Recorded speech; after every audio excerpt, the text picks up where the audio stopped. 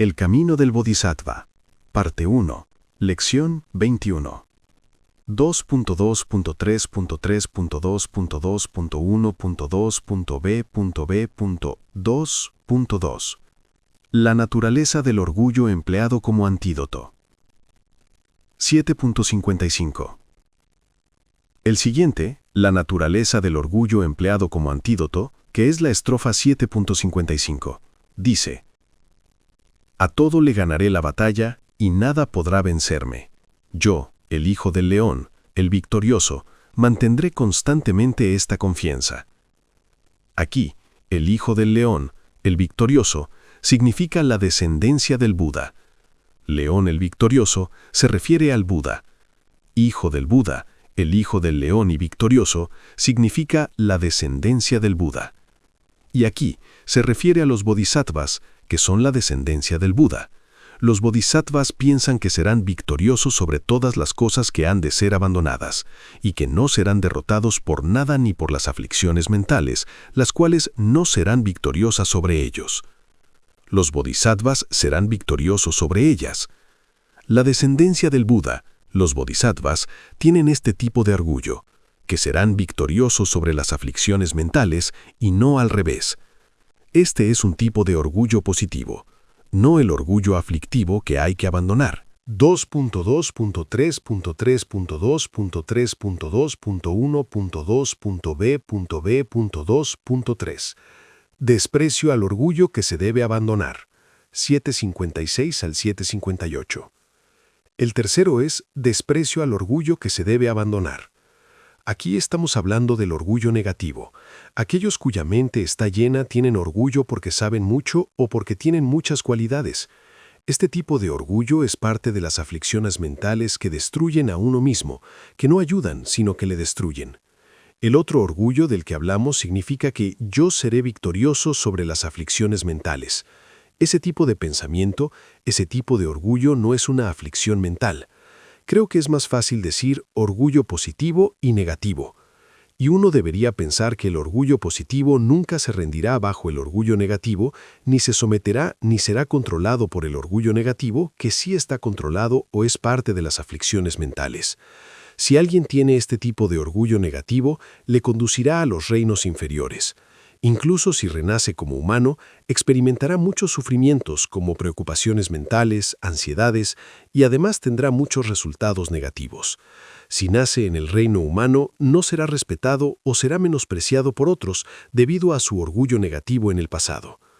La última parte de la estrofa 7.58 dice que, si esos ascetas hinchados de engreimiento forman también parte de los orgullosos, decidme entonces quiénes son los viles. Por lo que no es correcto decir que el orgullo positivo forma parte del orgullo negativo, que se refieren a lo mismo. No lo es. Por tanto, es importante diferenciar entre estos dos tipos de orgullo o estas dos clases de orgullo. 2.2.3.2.3.2.2.b.2. 4. Alabanza al orgullo empleado como antídoto. 7.59. Ahora, el cuarto subapartado, alabanza al orgullo empleado como antídoto. Para ser victoriosos sobre las aflicciones, necesitamos mantener o generar el orgullo positivo que es el victorioso y el héroe. Aquellos que generan orgullo positivo y derrotan al orgullo negativo y cumplen los deseos de los seres sensibles, lo cual significa alcanzar la liberación temporal y la budeidad suprema, son los verdaderamente victoriosos, los verdaderos héroes. En el guión dice orgullo en superar las aflicciones. Este orgullo positivo supera al orgullo negativo o a las aflicciones. Y no solo eso, este tipo de bodhisattva también alcanza la liberación temporal y la budeidad última. Creo que este no es el último. Este apartado es alabanza al orgullo empleado como antídoto. Y ahora esto está explicado. 2.2.3.3.2.3.2.1.2.b.3. Orgullo en superar las aflicciones. 7.60 al 7.62. Ahora el siguiente apartado, que es orgullo en superar las aflicciones. Si tenemos un orgullo positivo muy fuerte, aunque uno está en medio de aflicciones mentales o en un mal entorno o rodeado de malas influencias, no debería verse afectado por estas malas influencias.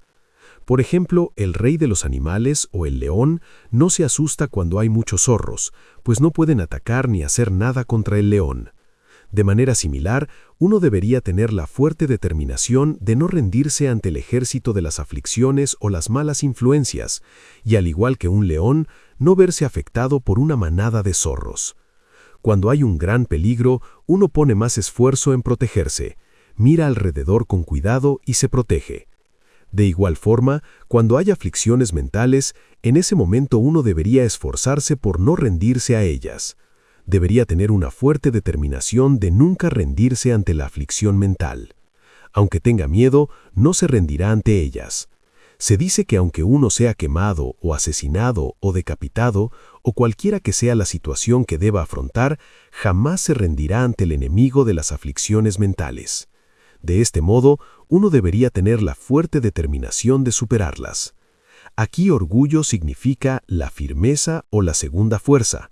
La primera es la aspiración, la segunda es el orgullo o la firmeza, la tercera es la alegría y la cuarta es el abandono. Ahora estamos explicando o estudiando la segunda fuerza, que es el orgullo que se refiere a la firmeza. Y cuando tenemos una firmeza muy fuerte, se tiene la fuerte determinación de no rendirse a las aflicciones mentales. 2.2.3.3.2.3.2.1.3 Alegría. Ahora la tercera fuerza principal es la alegría, que también tiene dos subapartados, enseñanza breve y explicación extensa. 2.2.3.3.2.3.1.3.a Enseñanza breve. Primero, enseñanza breve. Aquellos a quienes les gusta jugar desean obtener el resultado de su juego. De la misma forma, los bodhisattvas adoptan actos virtuosos y nunca satisfechos con tales acciones positivas, tendrán gozo en comprometerse en actos virtuosos todo el tiempo. Tienen alegría, tienen una fuerza de alegría para comprometerse en más y más actos virtuosos y nunca están satisfechos. Nunca sienten que ya es suficiente y que ya no hay necesidad de hacerlo virtuoso. Nunca tienen este tipo de satisfacción. Siempre desean comprometerse en más y más actos virtuosos.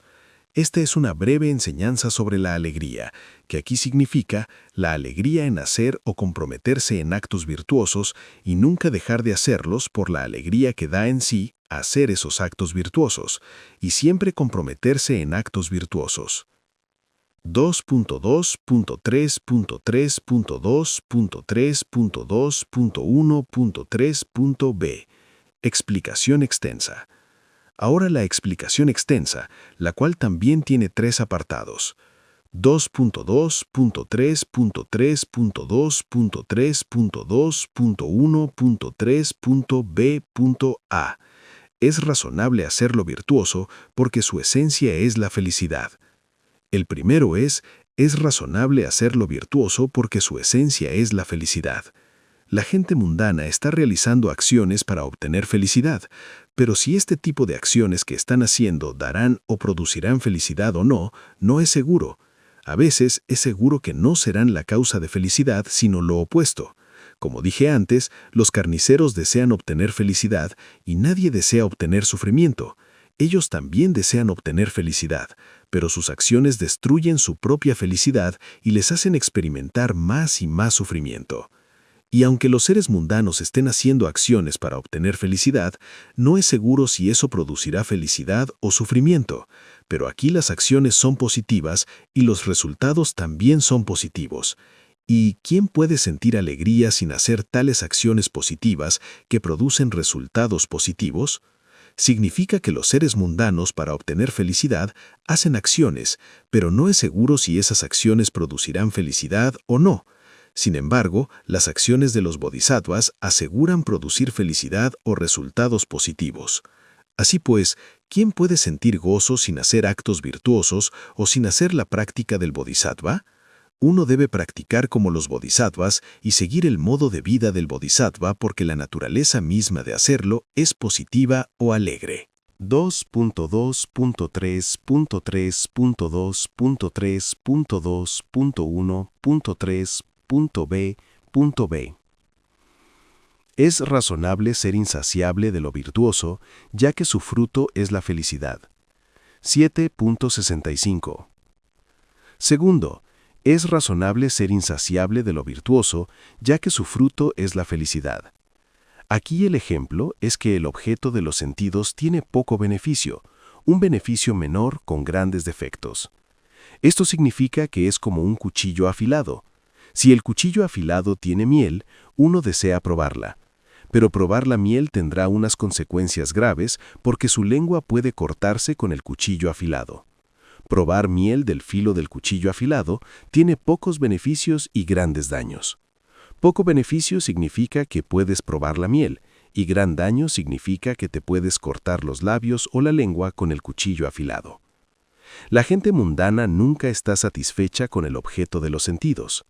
Tener apego a estos objetos de los sentidos o no estar satisfecho con el objeto de los sentidos, queriendo tener más y más, este deseo de disfrutar más y más de los objetos de los sentidos, significa que todo esto tiene poco beneficio con grandes daños, como en este ejemplo. Pero aún así, la gente mundana, los seres mundanos, no están satisfechos. Debido a su propia ignorancia, quieren tener más, una pequeña felicidad o pocos beneficios con grandes daños. En cambio, la práctica del bodhisattva solo produce resultados de maduración muy positivos que son causados por su práctica, así que su práctica es meritoria.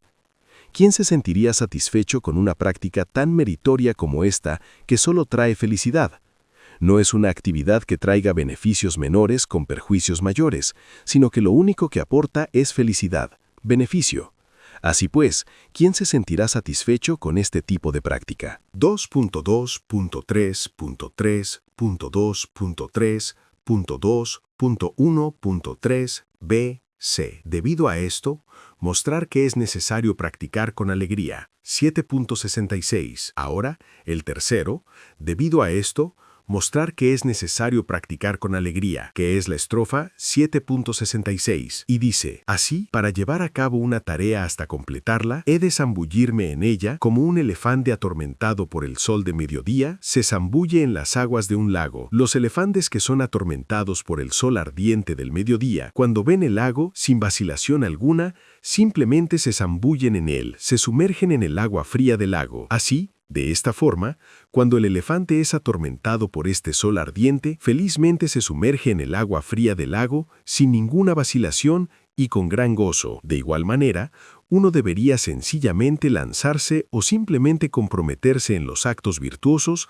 con gran alegría. Comprometerse en los actos virtuosos es como sumergirse en el agua fría del lago con gran alegría. Uno debería comprometerse en los actos virtuosos, tal como en este ejemplo, con gran alegría. 2.2.3.3.2.3.2.1.4 Abandono. Ahora, la cuarta fuerza principal, que es el abandono. Este también tiene dos subapartados. 2.2.3.3.2.3.2.1.4a. Abandonar temporalmente lo que uno no puede hacer. 7.67. El primero, abandonar temporalmente lo que uno no puede hacer significa que si temporalmente uno no tiene la capacidad de hacerlo, puede abandonarlo por el momento, puede esperar, puede hacerlo después. Este es el significado de abandonar temporalmente lo que uno no puede hacer. 2.2.3.3.2.3.2.1.4b. Abandonar permanentemente lo que uno ha completado. 7.67. El segundo es abandonar permanentemente lo que uno ha completado.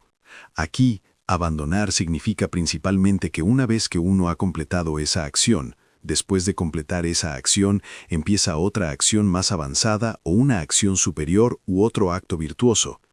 Al hacer esto, uno abandona la acción pasada que ya ha sido completada. Este es el significado de abandono. En ocasiones, como dije anteriormente, también puede significar que, para hacer virtudes más importantes, uno puede abandonar la que es menos importante dependiendo de la situación. 2.2.3.3.2.3.2.2 Asumir las fuerzas con determinación. El siguiente apartado es asumir las fuerzas con determinación, que también tiene 3 subapartados. 2.2.3.3.2.3.2.2.1 El método para asumir las fuerzas con determinación. El primero, el método para asumir las fuerzas con determinación. 2.2.3.2.3.2.2.1.a Asumir el cuidado con determinación. 7.68. Por ejemplo, aquellos soldados que tienen gran experiencia en luchar, cuando luchan contra los enemigos, en realidad, como dice en la estrofa 7.68, como un guerrero veterano se enfrenta a las espadas de los enemigos en un campo de batalla, esquivaré las armas de las emociones aflictivas y exterminaré por completo a esos enemigos. Esto significa que los combatientes expertos o guerreros veteranos, cuando luchan contra el enemigo, incluso cuando la espada está en el suelo, tal vez significa que, si su propia espada ha caído al suelo, aún así no será atravesado ni herido por la espada del enemigo.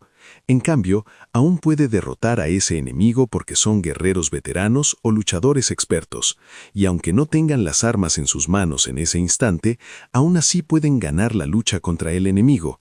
En ese sentido, uno no debería ser atacado por las aflicciones mentales y debería destruirlas o esquivar ligeramente las armas de las impurezas o de las aflicciones mentales y no dejar que le dañen. No deberíamos dejar que las aflicciones mentales nos dañen, significa que no deberíamos dejar que las aflicciones mentales degeneren u obtengan poder o fuerza. Deberíamos controlarlas y no dejar que nos dañen. Esto es asumir el cuidado con determinación. 2.2.3.2.3.2.2.a Asumir la recolección con determinación. El siguiente es asumir la recolección con determinación. Aquí creo que el punto principal es perder la espada. Principalmente es que, si uno pierde su espada y cae al suelo, entonces, por miedo, rápidamente la recupera. Cuando un luchador deja caer su espada al suelo por miedo, el luchador rápidamente la recoge. De manera similar, cuando dejamos caer la espada de la atención plena o recolección por miedo a caer en los reinos inferiores o en los reinos infernales, uno debería recuperar el arma de la atención plena lo antes posible, sin ninguna demora. 2.2.3.3.2.3.2. El método para abandonar las faltas. El siguiente, el método para abandonar las faltas, que también tiene 2 subapartados. 2.2.3.3.2.3.2.a. Prevenir que surjan las faltas.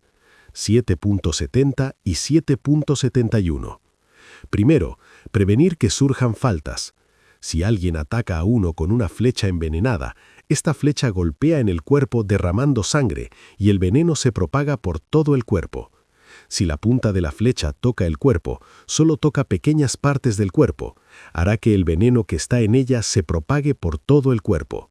De igual forma, si damos una pequeña oportunidad a las faltas o a las acciones negativas, debido a esta pequeña oportunidad, pueden propagarse o pueden hacernos hacer más y más acciones negativas y propagarse por todas las partes de nuestra mente o controlarla completamente. Por lo tanto, uno debería prevenir que surjan las faltas. Por ejemplo, si alguien pide a una persona llevar un cubo lleno de mantequilla o aceite por un camino o carretera resbaladizos y sostiene una espada amenazándola, diciéndole que si derrama una gota la atacará, debido a esta amenaza, la persona que lleva el aceite está muy asustada y, por miedo, pondrá plena atención en no derramar ni una sola gota. En ese momento, uno es extremadamente cuidadoso, pondrá gran atención en llevar esto sin derramar ni una sola gota, porque si la derrama, hay una gran amenaza con armas en la mano. De manera similar, los practicantes deberían controlarse y concentrarse en hacer su propia práctica siguiendo las enseñanzas del Buda, comprometiéndose en actos virtuosos con gran atención. Si uno comete un pequeño error como dejar caer o derramar una sola gota, hay una gran amenaza de graves consecuencias en el futuro. Justo como en este ejemplo, uno debería ser muy cuidadoso al hacer las prácticas o al comprometerse en la práctica del bodhisattva o en el modo de vida del bodhisattva. Esta es la forma en la que deberíamos pensar para prevenir que surjan faltas. 2.2.3.3.2.2.2.2. Si surgen, contrarrestarlas. 7.72 y 7.73. Ahora el siguiente subapartado, si surgen, contrarrestarlas. Incluso si uno comete una falta menor, puede causar grandes daños y tener graves consecuencias. Así que, si una serpiente venenosa viene a nuestro regazo, rápidamente intentaremos levantarnos y librar a nuestro cuerpo de ella. De la misma manera, cuando el sueño o la pereza y otras cosas negativas surgen, uno debería pensar que éstas son como una serpiente venenosa en nuestro regazo, y deberíamos deshacernos de la pereza, del sueño, etc., lo antes posible o en poco tiempo. Si uno ha cometido faltas, debería criticarse a sí mismo por haber cometido cada una de estas faltas y esforzarse en no repetir este mismo error en el futuro, reflexionando sobre esto durante largo tiempo. 2.2.3.3.2.2.2.3. Llevar a cabo actividades afines. 7.74. El siguiente apartado es llevar a cabo actividades afines. Así que en el primero, uno debería prevenir el cometer faltas. En el segundo, si las ha cometido, debería intentar librarse de ellas lo antes posible y tener el antídoto para todas estas situaciones, que es practicar la atención plena, la recolección. Tenemos que familiarizarnos con ese estado de atención, de recolección, reflexionar sobre ello. Y esta reflexión nos lleva a encontrarnos con un maestro espiritual y recibir instrucciones esenciales y enseñanzas del maestro. Además, uno puede hacer acciones para liberarse de estas faltas, como dice la estrofa 7.74. ¿Cómo puedo cultivar la atención en cualquier momento y circunstancia? Pensando así, desearé actuar correctamente y encontrar maestros espirituales.